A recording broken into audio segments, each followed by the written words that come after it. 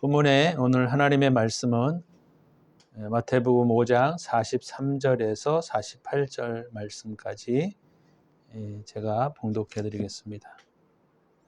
또 내 이웃을 사랑하고 내 원수를 미워하라 하였다는 것을 너희가 들었으나 나는 너희에게 이르노니 너희 원수를 사랑하며 너희를 박해하는 자를 위하여 기도하라. 이같이 한즉 하늘에 계신 너희 아버지의 아들이 되리니 이는 하나님이 그 해를 악인과 선인에게 비추시며 비를 의로운 자와 불의한 자에게 내려 주심이라.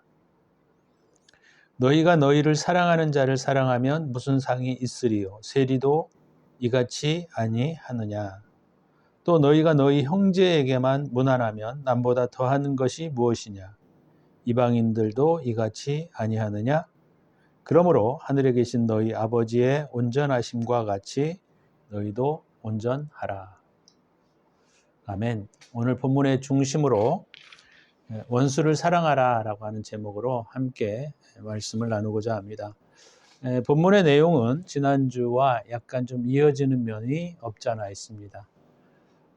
그래도 우리가 이런 본문들을 계속적으로 다루는 것은 이것이 굉장히 중요하기 때문입니다.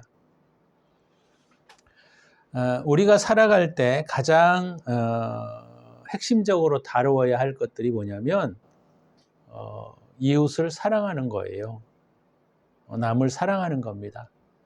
그래서 우리가 이기주의, 그러니까 자기를 사랑하는 데에서 벗어나서 이웃을 사랑하는 데로 나아가는 것이 기독교인들이 추구해 가야 할 가장 중요한 궁극적인 목적이라는 것입니다. 우리는 이 땅에 와서 존재하는 가장 중요한 이유가 주님의 형상을 닮아가는 거예요. 다른 표현으로 말하면 주님을 닮아가는 것이고 주님의 모습을 이 땅 가운데 드러내는 삶. 그것이 영광이라는 단어입니다. 영광. 우리가 주님께 영광을 돌려드린다라고 하는 것은 교회를 열심히 다니는 것으로 착각하시면 안 돼요. 은혜로운 예배를 드렸다는 것으로 착각하시면 안 됩니다. 주님께 영광이라고 하는 것은 무엇을 의미하냐면 주님을 닮아감으로 인한 빛됨 삶, 이것이 영광이에요. 다시 한번 말씀을 드리면 이 독사라는 이 영광이라고 하는 단어는 반사하다라는 의미를 가지고 있습니다. 다른 표현으로 말하면 똑같다, 닮아 있다라는 뜻이에요. 그렇기 때문에 우리가 주님께 영광을 돌린다라고 하는 것은 우리 일이 잘 돼서 하나님께 영광을 돌려드립니다라고 하는 것만을 의미하는 것이 아니에요. 그것은 아주 저급한 영광이죠. 그것이 아니고 우리가 하나님께 영광을 돌려드린다라고 하는 의미는 뭐냐면 우리가 주님을 닮아간다라는 데 있습니다. 근데 우리가 그리스도인으로 살면서 주님을 닮은 모습이 없어요. 그렇다고 한다면 우리는 주님의 형상을 왜곡하는 것이고 주님의 형상을 더럽히는 겁니다. 그리스도인들이 주일날만 예배를 잘 드리고 또 헌금도 잘하고 그것이 신앙의 척도처럼 우리가 이 시대가 그렇게 이해하고 있는 것이 너무나 잘못된 것이에요. 주님께 영광을 돌린다라고 하는 것은 그 사람이 얼마만큼 주님을 닮아 있느냐에 결정되는 것입니다. 그래서 지난주와 이번 주의 이 말씀은 사실 성경 전체의 핵심이다라고 말할 수 있을 정도로 굉장히 중요하고 굉장히 아주 우리가 깊이 새겨야 할 교훈이다 이렇게 말할 수 있다라고 하는 것이죠.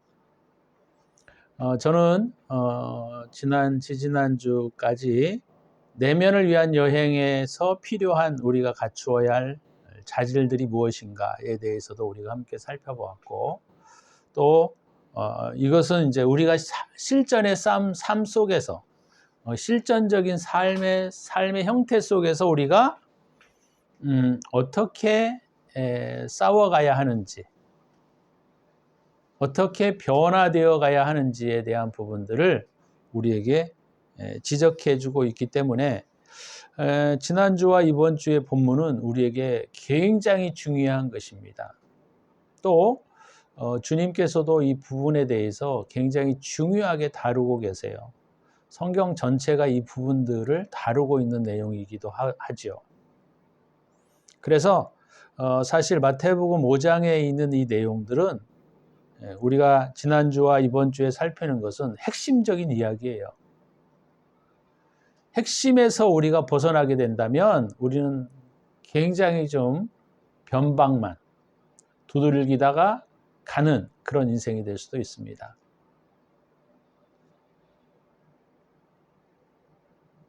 그래서 오늘 본문도 지난주와 이어서 우리가 어떤 태도를 가지고 살아가야 되는지, 무엇을 싸워야 하는지에 대한 부분들을 우리가 함께 나누고자 합니다. 우리 신앙인들이 착각하고 있는 것 중에 하나가 뭐냐면 싸움의 대상을 잘못 이해하고 있다는 거예요. 그것은 무슨 말이냐면 싸움의 대상이 어떤 무언가를 지키고 무언가를 행하는 것으로 아주 집약되어 있어요. 한국 교회가. 그래서 주의를 잘 지켜라. 이게 틀린 건 아니겠지만 또 뭐 헌금을 잘 드리라. 이런 것에 신앙의 어떤 토대인 것처럼 생각하는 경향들을 가지고 있습니다. 근데 성경에서 말하고 있는 중심적 핵심의 내용은 그게 아니라는 거예요. 그래서 우리가 싸워야 할 가장 중요한 목적이 무엇인지를 잃어버리고 단순히 신앙에 별로 중요하지 않는 이 변방만을 우리가 굉장히 중요시 여기며 살아가는 태도로 바뀌어져 버렸다라고 하는 것이죠. 그게 아니라는 거예요. 여러분들도 잘 아시는 바와 같이 성경의 핵심이 뭡니까? 하나님 사랑, 이웃 사랑 아니겠어요? 주님이 그렇게 말씀하셨고 신약과 구약에 있는 모든 율법과 선지서의 핵심적인 내용이 이것이다. 주님이 그렇게 말씀하셨어요. 신명기에도 그랬고 마태복음에서도 그렇게 말씀을 하셨고, 그래서 우리는 어떻게 이 땅에 살아가면서 어떻게 하나님을 사랑할 것인가, 또 어떻게 이웃을 대할 것인가에 대한 싸움이 우리의 신앙의 가장 핵심적이고 중요한 내용이다라고 하는 것을 우리가 잃어버리면 안 된다라고 하는 것이죠. 그런 의미에서 지난주와 이번 주의 말씀은 사실 핵심 중에 핵심이다 라고 말할 수 있다라고 하는 것이죠. 근데 오늘 이 본문의 내용은 여러분들이 생각하시는 바와 같이 간단하지가 않아요. 말은 누구나 이해할 수 있는 내용입니다. 그죠? 사랑 그러면 뭐 너나 나나 또 어떤 사람도 싫어하는 사람이 없어요. 우리 이 인간 모두는 다 사랑을 좋아합니다. 그러나 오늘 이 본문에 있는 말처럼 산다라고 하는 것은 가히 간단한 문제가 아니라고 하는 거예요. 그러면 우리가 이런 것들을 어떻게 실천해 갈 것인가? 이것이 우리의 신앙에 있어서 핵심이 되어야 합니다. 원래 본문의 말씀의 내용에 사실은 또 43절에 내 이웃을 사랑하고 내 원수를 미워하라 하였다는 것을 너희가 들었다라고 하는 표현들은 레위기에 있는 말씀인데, 이 말씀은 사실 중요한 것은 뭐냐면 성경에는 이웃을 미워하라라는 말은 없어요. 그렇다고 할 때 오늘 이 본문을 듣고 있는 이 신앙인의 대상들이 바로 그 당시 때 이런 사고와 이런 태도들이 그냥 만연해 있었다라고 하는 것이죠. 그러니까 구약에 있는 그 당시의 사람들은 어떤 것을 가지고 있었냐면 이는 이로, 눈은 눈으로 동형복수를 해야 되는 것이 당연한 것이니까 미워하는 사람에 대해서는 미워하라. 그 원수는 죽여야 된다. 뭐 이런 생각과 이런 태도를 가지고 있었던 것으로 보여집니다. 그래서 성경에는 이런 내용이 나타나지 않아요. 그러나 그 당시의 사람들에게 있어서 가지고 있었던 보편적 가치 기준은 악한 사람들은 악하게 대하는 것이 맞다. 이렇게 생각이 있었던 것이죠. 구약은 초보적 신앙 단계라고 제가 말씀을 드렸어요. 그러면 오늘날에 와서 이 본문의 내용을 주님이 다시 설명해 주시고 있는 내용은 뭐냐면 너희가 내 이웃을 사랑하고 내 원수를 미워하라 하는 것을 너희가 알고 있는데 나는 너희가 그렇게 행하면 안 된다라고 주님이 다시 한번 설명해 주시는 것이죠.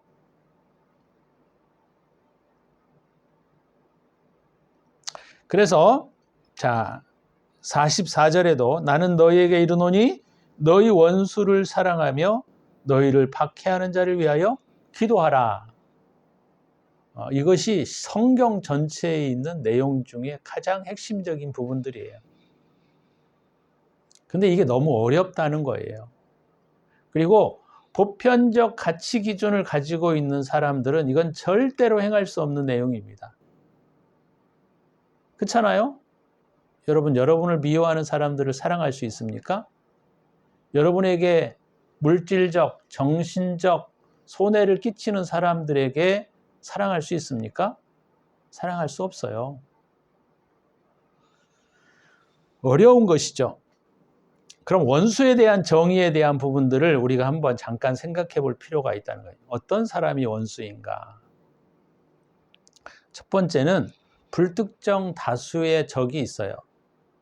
그죠? 불특정 다수의 적. 우리를 그냥 괜히 미워하는 사람들이 있잖아요. 괜히 미워하고. 괜히 싫어하는 사람들. 그것은 뭐 우리나라도 정당 제도에서 서로 양당 간에 그런 부분들이 있고 또 이것을 좀 더 넓게 보자면 북한과 남한의 이런 어떤 적대 관계 이런 부분들도 마찬가지죠. 이런 불특정 다수에 의한 적. 실상은 이 불특정 다수의 적들은 사실 우리에게 큰 상처를 주지는 않아요. 별로. 그죠? 이런 사람들을 우리가 충분히 사랑할 수 있어요. 북한에서 넘어온 사람들, 또 남한의 제도에 대해서 미워하는 사람들, 그런 사람들은 사랑할 수 있습니다. 그렇죠? 그거는 조금만 우리가 하면 뭐 사랑할 수 있어요. 두 번째, 그 불특정인의 적들이 있습니다. 불특정인의 원수. 이것 또한 크게 문제가 되지 않아요. 그냥 어떤 면에서 괜히 우리를 미워하는 사람. 그렇죠? 그런 사람들은 크게 문제가 되지 않고 상처도 되지 않아요. 그래서 그런 사람들을 위해서 기도하고 그런 사람들을 위해서 축복하는 것은 조금 우리가 마음을 넓게만 쓰면 충분히 가능한 이야기입니다. 근데 오늘 본문에서 가장 우리에게 어렵고 힘든 사람이 누구냐? 이해관계 속에 있는 원수들입니다. 이해관계 속에 있는 원수들. 다시 말하면 우리 가까이에 있는 사람들, 우리가 가장 가까이에서 접하는 사람들, 그런 사람들이 실상은 우리의 가장 우리를 힘들게 하고 고통을 주고 괴롭게 하는 사람들이 바로 그런 사람들이에요. 그죠? 그래서 가까운 관계 속에 있는 적, 다시 말하면 어쩔 수 없이 마주쳐야 하는 적, 원수, 이런 사람들이 가장 어려워요. 가장 어려워요. 가장 힘들고. 그죠? 그런 사람들이 늘상 가까이에서 우리와 함께 관계를 가지고 이해관계 속에 살아가는 사람들이죠. 쉽게 말하자면 남편이 될 수도 있고 아내가 될 수도 있고 또는 부모가 될 수도 있고 자식이 될 수도 있고 또 어떤 면에서 보면 우리와 관계를 가지고 있는 사회 속에 가장 근접거리에 있는 사람들 그런 사람들이 실상 가장 고통스럽고 가장 아프고 가장 힘들어요. 물론 다 모든 면이 우리를 힘들게 하는 것은 아니겠지만 어떤 면에 있어서는 그들이 주는 이 원수 같은 마음으로 우리를 대할 때 우리가 얼마나 고통과 아픔을 느끼는지 모릅니다. 그래서 원수를 사랑하라. 저기 뭐 아프리카에 있는 힘들고 어려운 사람들을 돕는 일, 그들을 사랑하고 그들을 위해서 뭐 기도하고 이런 거는 그렇게 어렵지 않아요. 근데 우리와 가장 가까이 있는 사람들이 우리에게 어떤 잘못된 행동들을 통해서 우리에게 상처를 주고 우리에게 아픔을 줄 때 그것이 가장 힘들고 그런 사람들을 사랑한다는 것이 굉장히 쉽지 않다라고 하는 것이죠. 그들이 오늘 이 본문에서 말하면 좀 더 깊은 우리의 원수라는 겁니다. 근데 그런 깊은 원수들에 대하여 주님이 그렇게 말씀하셨어요. 나는 너희에게 이르노니 너희 원수를 사랑하며 너희를 박해하는 자를 위하여 기도하라. 그러니까 주님께서 예를 들자면 저도요 많은 사람들에게 돕기도 하고 선교도 하고 그렇게 해요. 근데 그런 사람들을 위해서 이렇게 돕는 일들은 뭐 그렇게 어렵지 않습니다. 근데 우리의 관계 속에 있는 사람들은 되게 쉽지 않아요, 이게.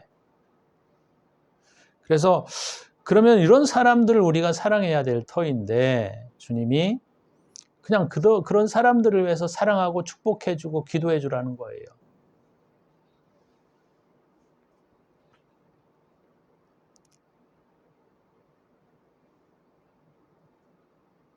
이것이 45절에서 우리에게 주시는 주님의 약속입니다. 이렇게 너희가 행하게 하면 하늘에 계신 너희 아버지의 아들이 되리니 이는 하나님이 그 해를 악인과 선인에게 비추시며 비를 의로운 자와 불의한 자에게 내려주심이라. 하나님은 악인과 선인을 구별하시지 않고 똑같이 은혜를 주시고 똑같이 비를 주심으로 설명하고 있습니다. 그런 측면에서 우리가 그런 원수에 대하여 어떤 태도를 가져야 할 것인가. 첫 번째는 뭐냐면 좋은 면만을 보고 가셔야 합니다. 긍정적인 마음과 긍정적인 시야를 가지고 봐야 돼요. 다시 말하면 그 사람에 대한 긍정적인 면들을 우리가 보고 좋은 면들을 바라보고 그들을 위해서 기도해주고 축복해주는 마음을 가져야 한다라고 하는 것이죠. 그것이 되게 중요한 것 같아요. 우리를 힘들게 하고 우리를 고통스럽게 하는 면들을 보면 미워지는 게 당연하죠. 사람인데 어느 누구도 어떤 성자도 그것이 미워지지 않는 사람은 없어요. 그건 당연히 미워지는 겁니다. 그러나 오늘 본문에서 그들을 위해서 우리가 조금 더 마음을 넓히고 그들을 위해서 우리가 기도할 수 있는 것은 뭐냐면 그들의 긍정적인 면들이 있다라고 하는 거예요. 사람은 누구나 악만을 가지고 있는 것은 아닙니다. 그죠? 그 사람이 가지고 있는 선한 태도, 그 사람이 가지고 있는 올바른 정신, 그래서 그런 면들을 우리가 바라보고 가야 합니다. 그래서 자꾸 우리가 부정적인 사고방식, 그들을 미워하고 그들이 실수한 것들을 자꾸 캐내고 그것들을 자꾸 막 듣고 이야기하고 이런 것은 성경적이지 않아요. 우리 그리스도인들은 항상 긍정적인 면, 좋은 면 이런 것들을 바라보고 그것들을 보고 그들을 위해서 기도해주고 그들을 위해서 축복해주는 태도를 가지고 살아가야 합니다. 근데요, 우리가 긍정적인 면들은 대화의 주제가 거의 되지 않습니다. 항상 부정적인 이야기가 대화의 주제가 되고 있어요. 그죠? 그래서 우리가 가져야 할 태도는 뭐냐면 부정적인 것들을 자꾸 들추어내지 말자는 거예요. 긍정적인 면들을 바라보고 우리가 그들을 위하여 기도하고 사랑해주고 축복해주는 태도가 오늘 그리스도인들이 해야 할 가장 중요한 과업이라고 하는 거예요. 그래서 부정적인 이야기 하지 마십시다. 그렇죠? 하고 싶어요, 다. 왜? 그것들이 대화의 주제가 될 수 있으니까. 그런 것들은 되게 좋습니다. 기분을 좋게 해요. 왜요? 우리가 악하기 때문입니다. 그래서 남의 실수, 남의 잘못된 점, 남의 불편한 점 이런 것들을 얘기하는 것이 인간에게는 습관처럼 되어 있습니다. 근데 그렇게 하지 말라라고 하는 거예요. 두 번째는 뭐냐면 첫 번째는 긍정적인 시야, 긍정적인 면을 우리가 보고 걸어가는 것이 좋은 태도이고 두 번째는 뭐냐면 기다려주는 마음입니다. 기다려주는 마음. 우리와 이해관계 속에 있는 사람들이 그들의 잘못과 실수와 태도를 고쳐가도록 우리가 기다려주는 거예요. 저도 과거에는 교인들을 대할 때 아니 이렇게 많은 말씀들을 들으면서도 왜 변하지 않을까에 대한 고민과 갈등들이 되게 많았어요. 그래서 그것들을 제가 고쳐보려고 말씀을 되게 강하게 하고 막 피 튀기면서 침 튀기면서 이야기해봤자 그들은 하나도 변하지 않고 오히려 상처만 받더라는 거죠. 그래서 제가 뭘 알았냐면 사람은 사람을 변화시킬 수 없다라는 것을 알았습니다. 그럼 우리가 어떻게 해야 되느냐? 기다려주는 거예요. 어떻게 하도록? 주님이 환경과 상황을 통하여 그 사람을 고쳐갈 수 있도록 기다려주는 겁니다. 절대로 사람이 말한다고 해서 고쳐지지 않아요. 사람은 사람을 고쳐줄 수 있는 존재가 안 됩니다. 그리고 그들에게 아무리 좋은 진리를 말한다 하더라도 그들은 절대로 듣지 않아요.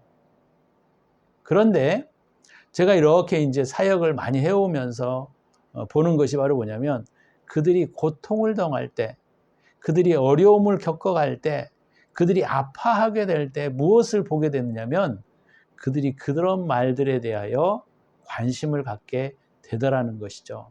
그래서 우리가 아무리 말을 한다고 해서 고쳐지지 않습니다. 고치려고 하는 자세를 가지는 것도 잘못된 태도예요. 그럼 우리가 할 수 있는 한 가지는 뭐냐면 주님께 기도하라고 하는 것이 바로 그런 면이에요. 기다려주는 마음. 저도 이게 되게 힘들어요. 어떤 때는. 말하고 싶어요. 이게 틀렸다라고 말하고 싶어요. 가르쳐주고 싶어요. 그렇지만 그걸 그들이 몰라서 못하는 것은 아닌 것 같아요. 그러면 우리가 어떤 태도를 가지고 살아가야 되느냐? 기다려주는 겁니다. 그리고 우리가 해야 할 것은 그들을 위해서 기도해 주는 거예요. 주님, 고난이 빨리 올 수 있게 해주세요. 이렇게. 주님, 저가 고통을 많이 당할 수 있도록 주님 은혜를 베풀어 주세요. 잘 되게 해달라고 기도하지 말고 주님의 손 안에서 빨리 그것들이 이루어질 수 있도록.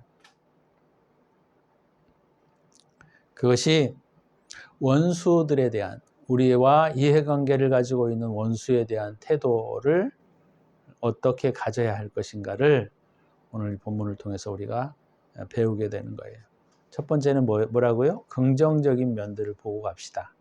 두 번째는 우리가 고치려고 교정하려고 하지 말고 주님 앞에 기다려주는 마음을 가지고 갑시다 라는 것이죠. 자, 그래서 그리스도인들이 세상 사람들과 달라야 할, 그리스도인들이 이 세상에 살아가고 있는 일반적인 사람과 달라야 할 태도를 말하고 있어요. 46절에서 48절. 너희가 너희를 사랑하는 자를 사랑하면 무슨 상이 있겠느냐? 세리도 그와 같이 한다는 거예요. 나를 잘해주는 사람에게 내가 잘 대해주고 나를 뭐 이렇게 축복해주는 자를 우리가 축복해줄 수 있고 이거는 어떤 사람이든지 다 할 수 있다라고 하는 거예요. 너희가 하나님의 자녀라고 한다면 그죠? 너희가 너희 하나님의 자녀라고 한다면 그렇지 않은 사람들을 품을 수 있어야 한다는 거예요. 그렇지 않은 사람들을 받아들일 수 있어야 한다는 거예요. 그렇지 않은 사람들을 우리가 포용할 수 있는 사람이 되어야 한다는 겁니다. 또 너희가 너희 형제에게만 무난하면 남보다 더하는 것이 무엇이냐? 이방인들도 이같이 아니하느냐? 이방 사람도 그 정도는 한다는 거예요. 이방 사람도 도덕과 윤리를 가지고 있는 일반적인 가치 기준 안에 있는 사람들은 그 정도 한다는 거예요. 그럼 우리가 하나님이라고 하는 그분과 하나님을 믿는 사람과 믿지 않는 사람과 다를 바가 무엇이냐라고 하는 거예요. 똑같다는 거예요. 똑같다. 세상 사람들도 그 정도는 한다. 최소한. 그러니까 우리가 그리스도인이다라고 했을 때 우리는 그 단계를 좀 넘어서자는 거죠. 넘어가자. 그래서 그들을 이해해주고 그들을 사랑해주고 그들을 위해서 축복해주고 이런 태도를 가지고 가야 한다라고 하는 것입니다. 48절에 보니까 그러므로 하늘에 계신 너희 아버지의 온전하심과 같이 너희도 온전하라. 온전과 perfect, 완전과는 다르다 그랬죠. 완벽과는 다른 겁니다. 온전함은 내가 가지고 있는 재능과 인격과 내가 가지고 있는 그 성품의 그대로를 다 채워가는 거예요. 그것이 온전하심입니다. 하나님은 완벽하셔요.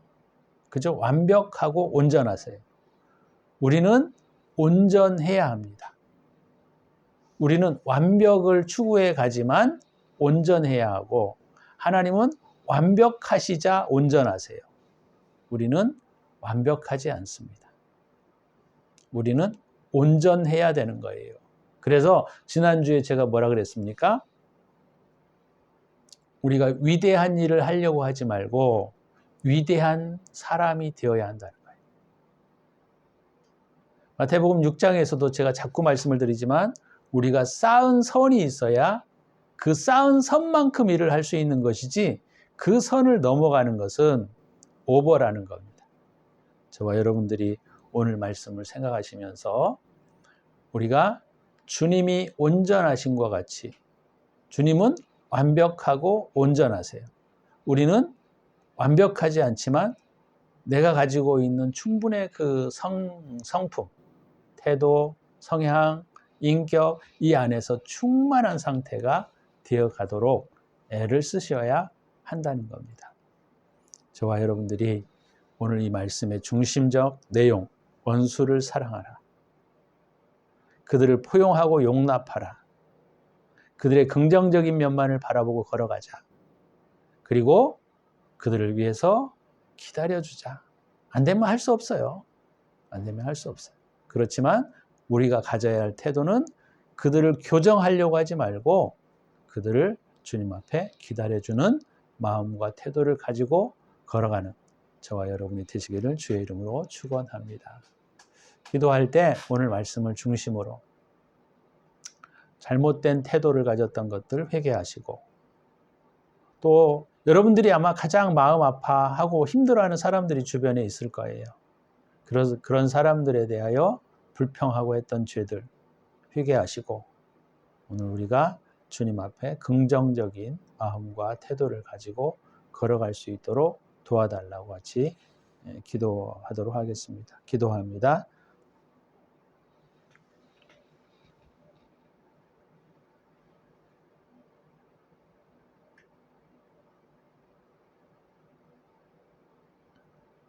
주님, 오늘 저희들이 원수를 사랑하라고 말씀하신 것들 사실 이건 우리의 성정을 가지고 바라볼 때에는 불가능한 이야기입니다. 그렇지만 오늘 주님이 세리들도 이와 같이 한다. 이방인들도 이 정도는 한다. 너희가 그리스도인이라면 달라야 되지 않겠느냐. 주님이 말씀하시는 이 명령 앞에 우리가 더 참고 기다려주고 축복하고 긍정적인 면을 우리가 살피면서 갈 수 있도록 은혜를 베풀어 주옵소서. 이제는 우리 구주 예수 그리스도의 은혜와 독생자를 아낌없이 우리를 위하여 내어주신 하나님의 사랑하심과 성령의 축복하심이 오늘도 원수를 향하여 가져야 할 우리 그리스도인의 태도에 대하여 마음과 심령 속에 결정하고 결단하며 살아가는 당신의 사랑하는 백성들 머리머리 위에 이제로부터 영원토록 함께 있을지어다. 아멘.